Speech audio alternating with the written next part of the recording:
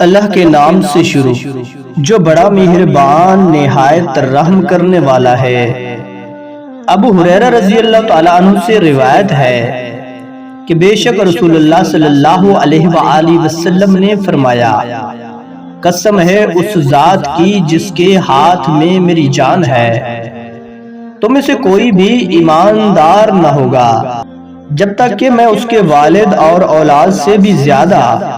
اس کا محبوب نہ بن جاؤ۔ حضرت انس رضی اللہ تعالیٰ عنہ سے روایت ہے کہ نبی کریم صلی اللہ علیہ وآلہ وسلم نے فرمایا، تم میں سے کوئی شخص ایماندار نہ ہوگا جب تک کہ اس کے والد اور اس کی اولاد اور تمام لوگوں سے زیادہ اس کے دل میں میری محبت نہ ہو جائے۔ حضرت انس رضی اللہ تعالیٰ عنہ سے روایت ہے کہ نبی کریم صلی اللہ علیہ وآلہ وسلم نے فرمایا،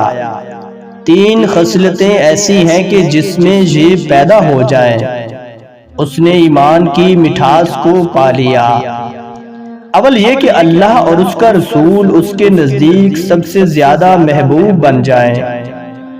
دوسرے یہ کہ وہ کسی انسان سے محض اللہ کی رضا کے لیے محبت رکھے، تیسرے یہ کہ وہ کفر میں واپس لوٹنے کو ایسا برا جانے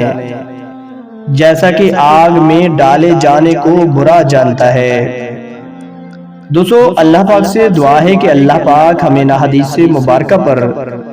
عمل کرنے کی توفیق و ہمت عطا فرمائے، آمین ثم آمین۔